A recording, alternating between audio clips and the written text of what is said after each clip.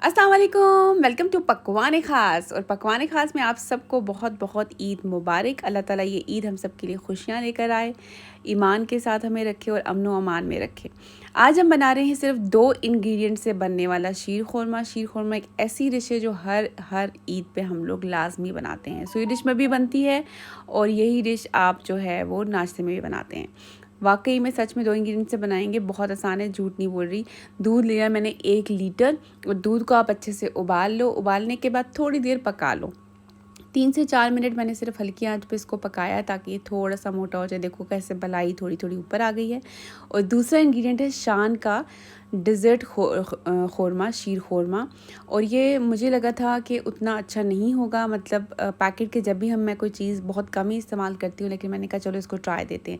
जब मुझे इसका रिज़ल्ट बहुत अच्छा लगा तो मैंने कहा चलो मैं वीडियो बनाती हूँ उन लोगों के लिए जिनको गर्मी में ज़्यादा देर खड़ा रहना पसंद नहीं है और इतनी मेहनत होती है शीर ख़ोरमा में, वो पसंद नहीं है। ये जो स्टेप मैं कर रही हूँ बिल्कुल ऑप्शनल है। 3-4 चम्मच देसी घी डाल के मैंने थोड़े से छुआरे और थोड़ा सा बादाम और पिस्ता इसमें क्रश करके डाला है, छुरी से काट के डाला है। इसको मैंने हल्का सा फ्राई कर लिया। ये मैं खुद से ये स्टेप किया है इसके फ्लेवर को थोड़ा सा और इन्हांस करने के लिए। ये बिल्कुल ऑप्शनल है, अगर आप नहीं करेंगे तब भी आपका शीर खुरमा बहुत डिलीशियस बनेगा, क्योंकि मैंने बिना इसके भी बनाया है।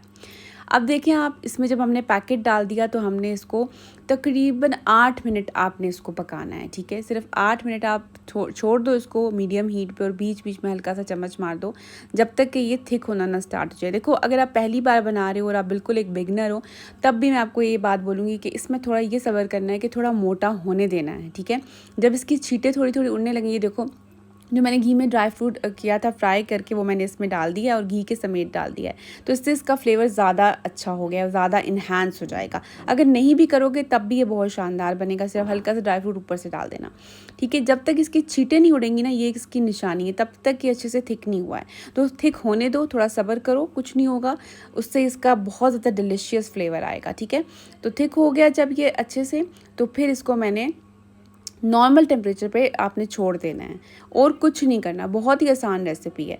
थोड़ी देर नॉर्मल टेम्परेचर पे छोड़ने के बाद मैंने इसको एक बोल में, जो सर्विंग बोल था उसमें डाल दिया और उसके बाद आपने थोड़ा और इंतज़ार करना है, इसको फ्रिज में रखना है अच्छे से। जब ठंडा हो जाएगा तो उसके ऊपर आपने गार्निशिंग करनी है ड्राई फ्रूट की।